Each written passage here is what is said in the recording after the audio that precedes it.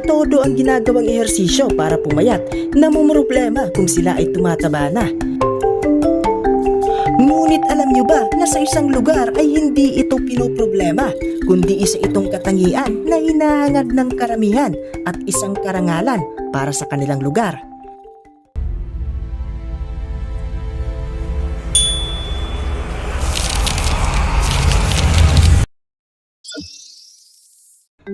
Sa ibang lugar, maraming nagnanais na maging payat, ngunit para sa mga buli sa Ethiopia, higit na kaaya-aya sa kanilang mga mata ang matataba. Ang tribo na ito na naninirahan sa isang liblib na bahagi ng Omo Valley sa Ethiopia, isang bansa sa silangang bahagi ng Africa, ay nagtataglay ng isang kakaibang ritual kung saan ang mga kalalakihan ay kumakain ng labis-labis na dugo at gatas na galing sa baka sa layuning maging hari ng mga matataba. Ang paligsahan ay nagsisimula 6 na buwan bago ang seremonya na tinatawag nilang kail.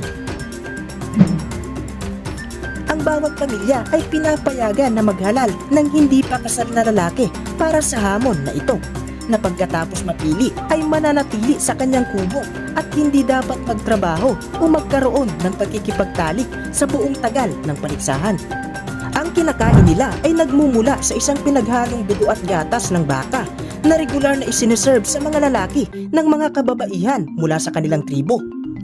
Ang mga baka ay sagrado sa tribo ng Budi, kaya't hindi sila pinapatay. Ang dugo ay kinukuha sa pamamagitan ng pagbutas sa ugat ng baka gamit ang sibat o palakol, at pagkatapos ay isinasara naman ito gamit ang putik. Dahil sa matinding init ng panahon, kailangang inumin ng kalalakihan ang 2 litro ng pinaghalong dugo at gatas ng baka nang mabilisan bago pa ito tumigas. Ngunit hindi lahat ay kayang uminom ng mabilisan at isinusuka ito. Ang unang tasa ng dugo ay iniinom sa pagsikat ng araw.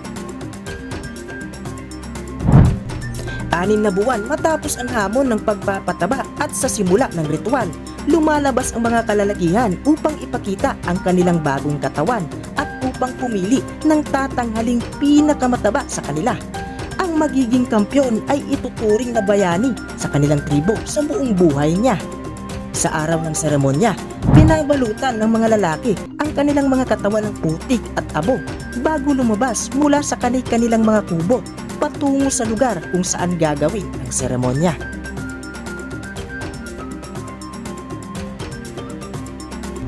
Dahil sa labis na pagtaba, marami sa kanila ang nahihirapang takbuhin ang lugar na pagdarausan ng seremonya.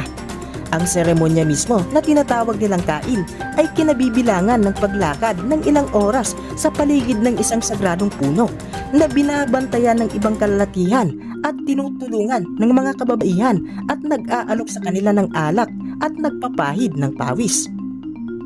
Pagkakataon din ito para sa mga dalaga sa kanilang tribo na makapili ng kanilang matitipuhan na maging asawa. Oh my God! Wow! Sa oras na matapos mapili ang pinakamataba at pinakamalaki ang tiyan sa kanila na magsisilbing bayani ng kanilang tribo, ay nagtatapos ang seremonya sa pamamagitan ng pagpatay sa isang baka gamit ang isang malaking sagradong bato. Pagkatapos nito ay sisiyasatin ng mga matatandang taga-nayon ang tiyan at dugo upang makita kung ang kinabukasan ng tribo ay magiging maganda o hindi. Pagkatapos ng seremonya ay bumabalik sa normal ang buhay ng mga lalaki at karamihan sa kanila ay nawawala ang kanilang malalaking tiyan makalipas lamang ang ilang linggo ng pagkukontrol sa pagkain. Ngunit ilang buwan lamang ay pipiliin na naman ang susunod na henerasyon ng mga budi na lalaki na sasabak sa hamon ng patabaan at magsisimula na naman ang panibagong siklo.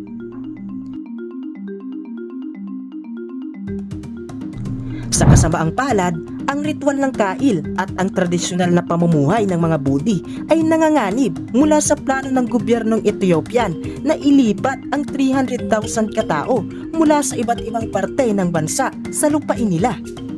Sa ngayon, patuloy ang tribo sa kanilang pamumuhay tulad ng dati at nagpapatuloy pa rin sa pagdiriwang ng kail sa tradisyonal na paraan pagsapit ng Hunyo. Ang maging mataba ay pangarap ng bawat bata sa tribo ng Budi at ilang linggo lamang mula nang hirangin ang pinakamataba sa kanilang tribo ay babalik siya sa normal na sukat ng kaniyang tiyan, ngunit mananatiling bayani siya habang buhay.